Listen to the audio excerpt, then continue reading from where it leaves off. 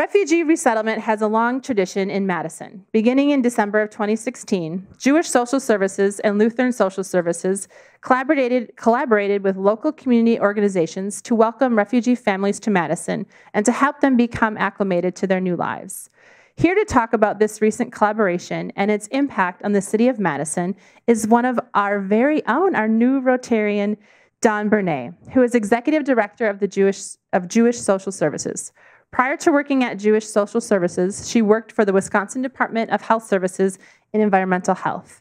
We look forward to your presentation, and we've made a contribution to the Rotary International Polio Plus Fund to say thank you. So as we welcome her to the podium, please remember that there will be questions at the end, and there are microphones that will be circulated throughout. So please welcome Dawn to the podium.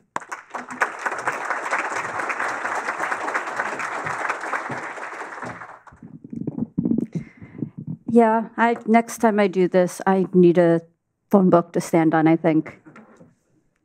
So thank you, Rotarians and the program committee for letting me talk about the work that we're doing and the work that many other agencies are doing here in Madison for refugee resettlement.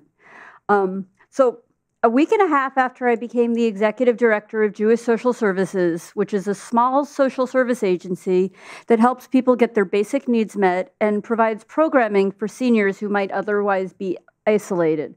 I remember the date. It was September 10th, 2015, and I know that for a couple of reasons. First, it was my birthday. It was also the day that I received an email from a community member asking me what were we going to do about the Syrian refugee crisis. What were we going to do? What were we going to do? Jewish Social Services is a small agency that helps seniors identify appropriate housing. We receive county and foundation funding to provide a weekly nutritional lunch program for seniors. We receive local donations to provide individual case management for any adult at high risk. I was 10 days into my new job. What did I know about refugee resettlement in Madison, Wisconsin? And why should my agency of fewer than 10 people be doing anything about it? And if we did anything, what should it look like? And how would we go about doing it? I got to admit, it was a lot.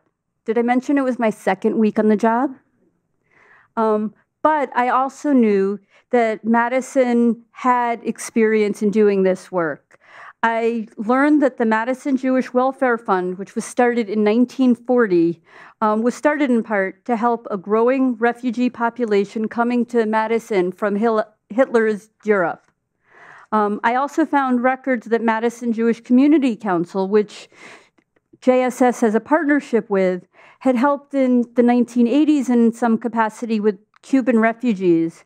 And then in the 1990s and 2000s, some of you in this room even may have been involved in resettling refugees from the former Soviet Union.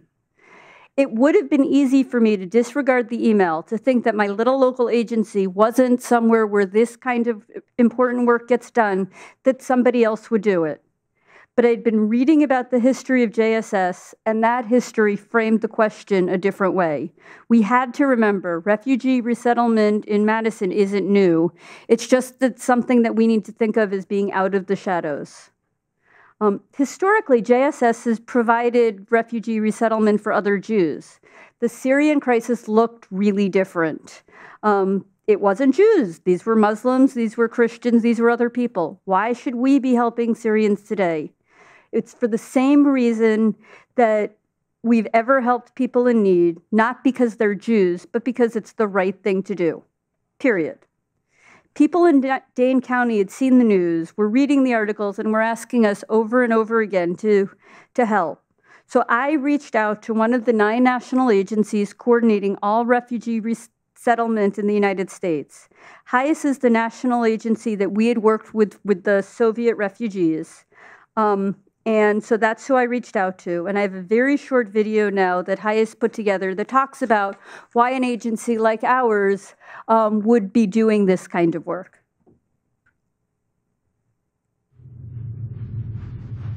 There are places where being who you are is a punishable offense. There are places where you might be sentenced to death because you chose to live. These places have many names. But the ones who flee have one: refugee. And it is in the name of the refugee that Hayes has dedicated itself for the last 130 years. Created in the name of the Jewish people, for the Jews who fled Tsarist Russia and Soviet Russia, the Jews who fled the death camps of Europe, the Jews exiled from places as varied as Algeria and Cuba and Iran.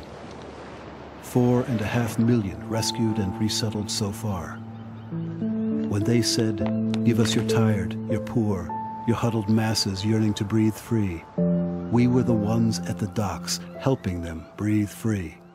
And we are still at the docks, and the deserts, and the cities and camps and lands where people no longer have a home in their homeland. Only now it's a farmer from Darfur, a shop owner from Syria, a family from Ukraine, a child from Colombia, a Christian from Iran, a gay man from Uganda. The 60 million souls who still wander the earth in search of sanctuary. Why? Maybe it's because being Jewish means you don't have to be reminded never to forget. Maybe it's because we are called in our most sacred texts to love the stranger. Or maybe it's because as long as there are still places it is a crime to be who you are, there is still a mandate for us to be who we are. Hayes, for the refugee.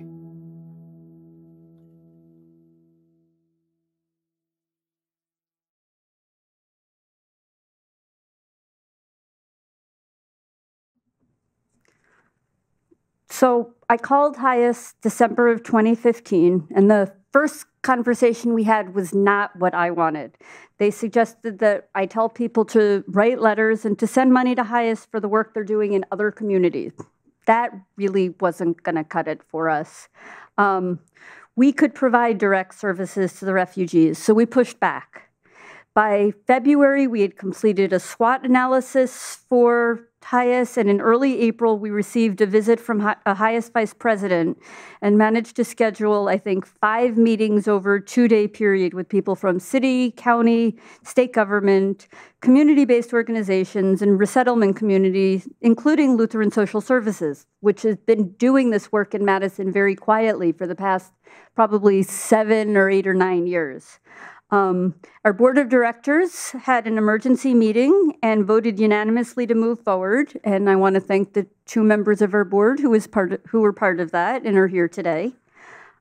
We sent in an application to the State Department, and by August of 2016, the State Department had approved Jewish Social Services resettling 50 individuals. And that was on top of the 110 individuals that Lutheran Social Services was told that they would resettle during the same time. And so just so you know, this is a time period that officially started October 2016 and was going to be ending September 30th of this year. Okay, so now we've been approved. We're ready to move in, to jump in and to learn. And so now we really need to be learning more about what's going on.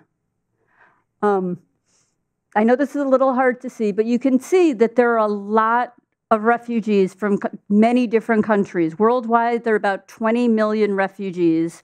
From my perspective, being an East Coaster, that's 2.5 times the number of residents of New York City. There's another 36 to 40 million displaced persons, which means that these are people who are still in their home country, but they can't live at home. So they're in camps, but they're not considered refugees. And so when we're talking with Hayes and sending in our application to the State Department, it was obvious that there was a need for Syrian refugee support, but there was also many other countries that need help. And so that was what we were ready to do. One of the things that's come up a lot is a question of, well, is it safe to bring refugees to Madison? And what we have learned is that it's up to a 3-year process. There's, I think, 21 different steps that every refugee has to go through. There's 6 different U.S. federal agencies that have to review the application. The people that come through have better background checks than anybody you are ever going to hire for anything else. And And so thinking about that and thinking about what and in how much they had to endure to get, it was easy to say, we're not going to just take Syrian refugees. We will take whoever needs to come to Madison. And we don't get, and one of the other things I learned is we don't get control over who comes. The State Department and the 9 agencies every week get together and they divide up which refugees are going to which agencies, and then the agencies decide. So it's this big, complicated process that's happening on a national level. Somebody once explained that it's sort of like watching a football draft, except you're talking about refugees, so it's not quite exactly the same thing. Then, as part of what we do and what Lutheran Social Services does with refugees is that we are responsible for welcoming them.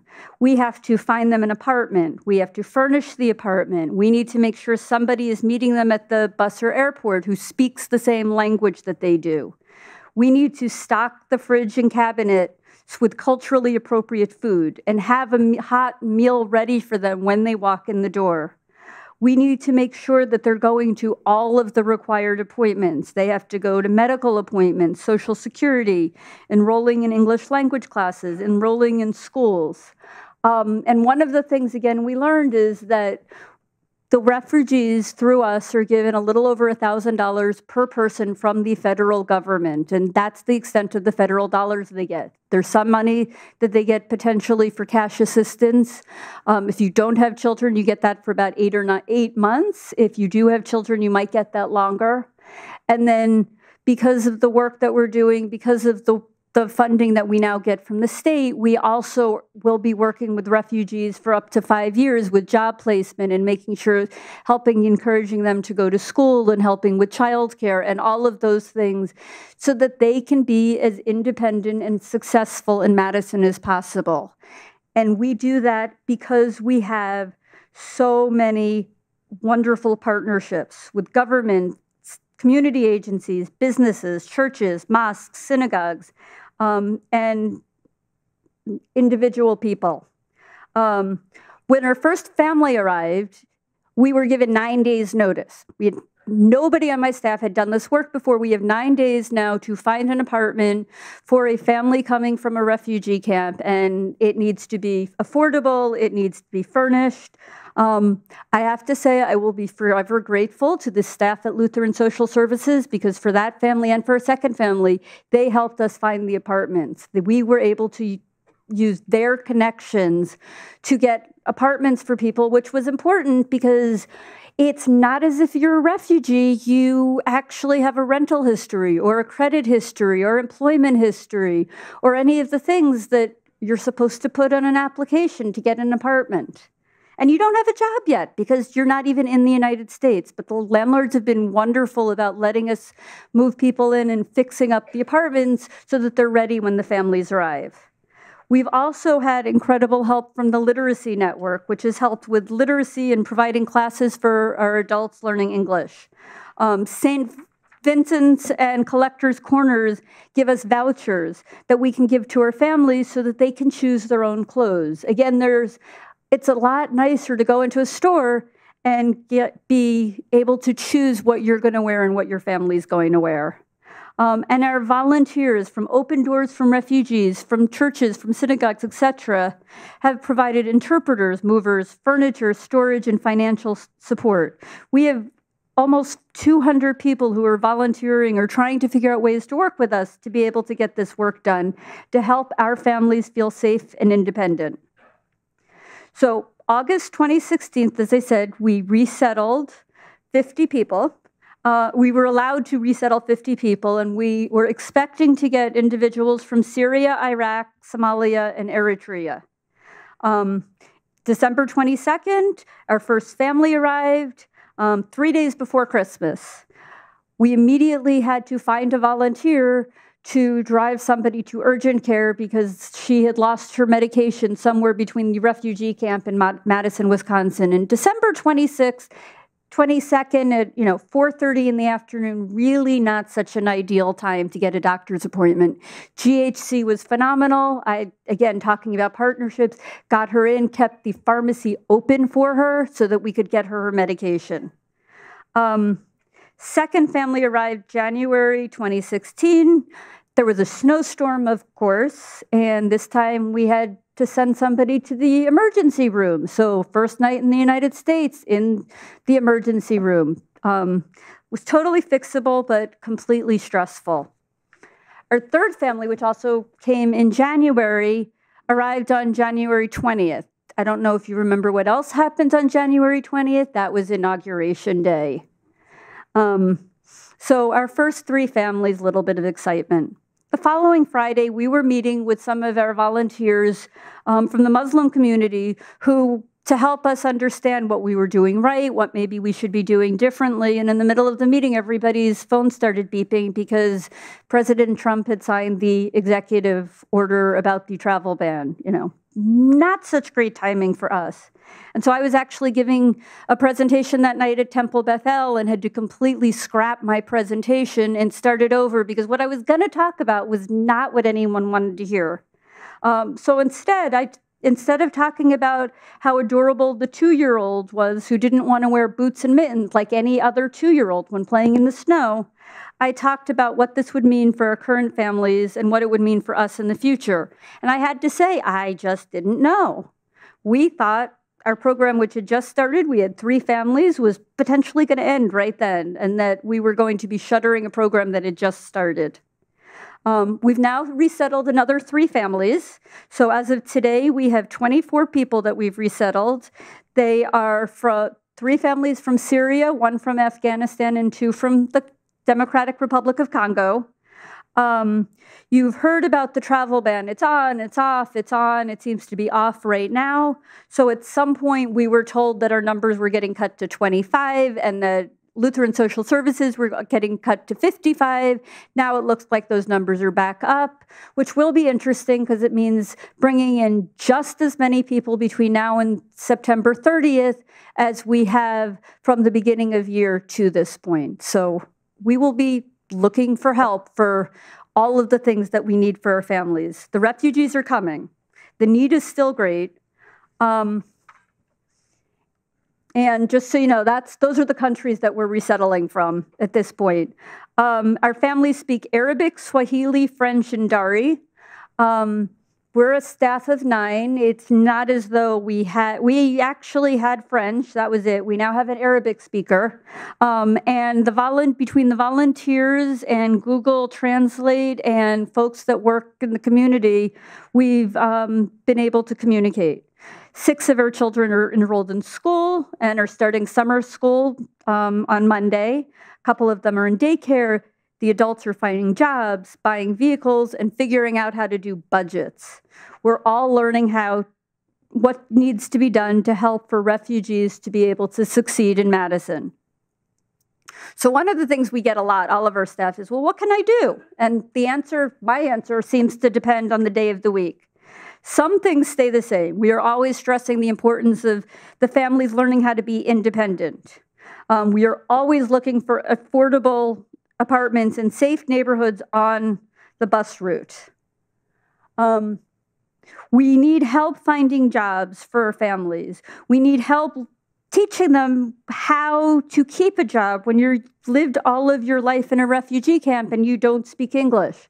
One of our women sold fish in the refugee camp. That's not something she's going to be doing here. She's going to need to learn how to do something different.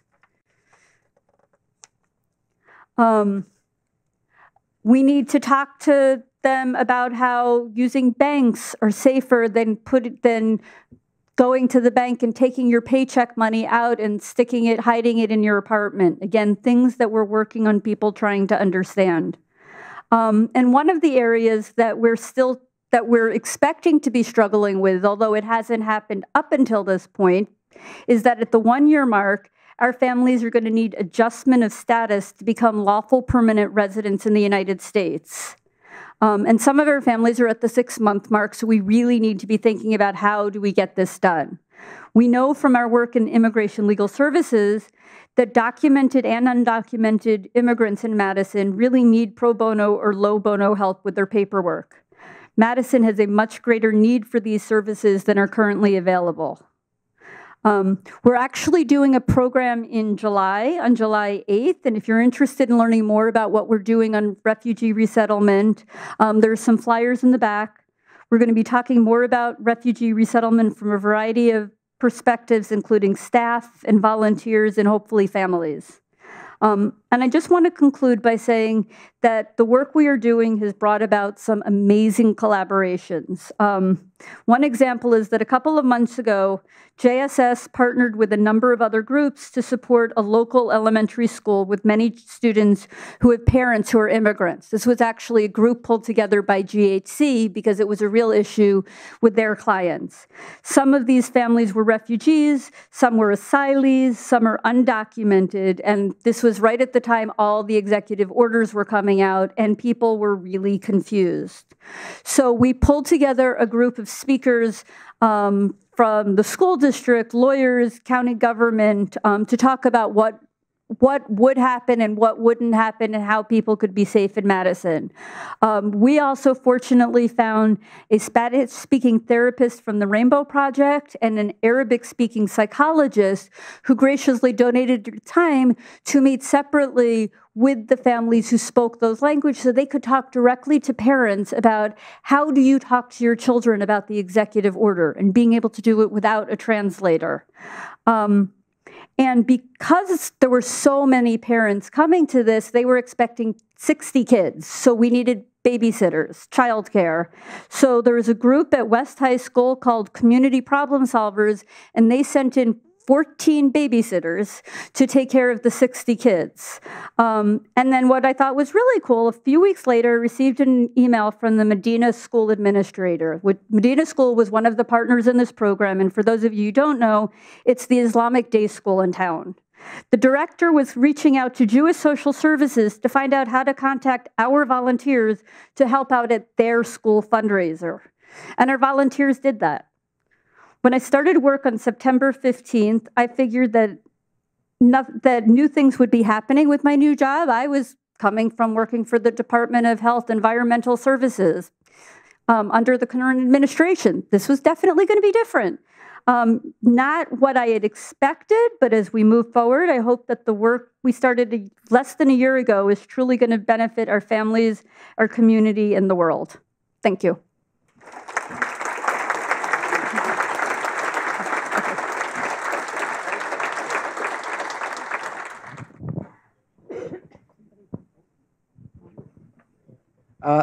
UW-Madison has several programs in a lot of the languages that you mentioned, Swahili specifically. Have you been reaching out to those instructors and using them as a resource at all? We definitely have. The family that we needed Swahili for in particular showed up right around finals.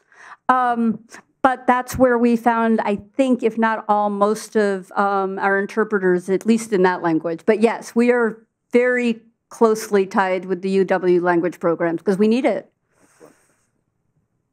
And if anyone knows any interpreters who speak Dari, I would be all ears because Farsi is not quite exactly the same thing we've discovered, and that's much easier to find. What other opportunities are there for volunteers? Are you looking for volunteer hours, short-term ways to help? We are. You can grab a flyer from the back and go to our website, and there's a volunteer application that we have in there. But yes, we are definitely looking for volunteers in all kinds of capacities. Dawn, I have a question. I mean, I know that the news is all about talking about the travel ban, but doesn't Jewish Social Services, Lutheran Social Services have the ability and the ambition to continue resettling refugees from those countries or others, regardless of the administration's position? Definitely. Part of the problem is the administration gets to decide exactly how many people are coming in. So one of the issues right now is that the ban is gone, but the administration has slowed down the process, the vetting process, so much that even though they could be letting way more people in, they haven't been vetted. And, you know, no matter what, you want to make sure those background checks happen. And we know that refugees aren't the ones that cause the problems like the one we heard about in the news this morning, for example. But it's important that if those security measures are in place, that they're followed. So we're hoping that the folks at the State Department and the 5 other agencies working in this area can figure out a way to pick up the pace so that we can keep resettling, because October 1st, we don't know what that number is going to look like. Thank you for this presentation. I'm Nancy Young, and I'm interested in hearing from you, if you know, about how the families are selected for Madison. It depends. So if you have a family tie, and a couple of their families do have a family tie in Madison, that is how they end up in Madison. In some cases, it really is just a matter of we have space availability and there's a family that they think will be a good fit for us. And our families are very, we have families that, you know, family of 4, mom, dad, 2 kids. We have single parent family. We have a family of 6 coming. So we were actually able to find a 3-bedroom apartment for them, which we were very excited about, because I have to say it's the finding apartments is the thing that we're the most worried about, because we need apartments that they're going to be able to pay for the wages that they're going to get until they learn English and get more skills, because most of the families they're coming, you know, many of the adults have grown up in refugee camps. They haven't finished school. They don't have particular skills. So it's going to be a long process. And one of the things about Jewish Social Services, once you're a client of ours, we will support you for as long as you need support, with the understanding that we want to move you toward independence. You referred to the reassessment of status after 1 year and the need to establish permanent status. What are the criteria that would cause someone to fail that reassessment, and what happens if they do? I'm not sure what would happen, but I think it's one of those things where you just need to make sure that you get the paperwork right, and you need somebody who understands the legalese and the paperwork to make sure that the paperwork gets done right. I think it's just a lot more paperwork and much more time consuming and much more expensive if you don't get it right the first time. And the advantage of getting it right the first time means you have permanent residency in the United States.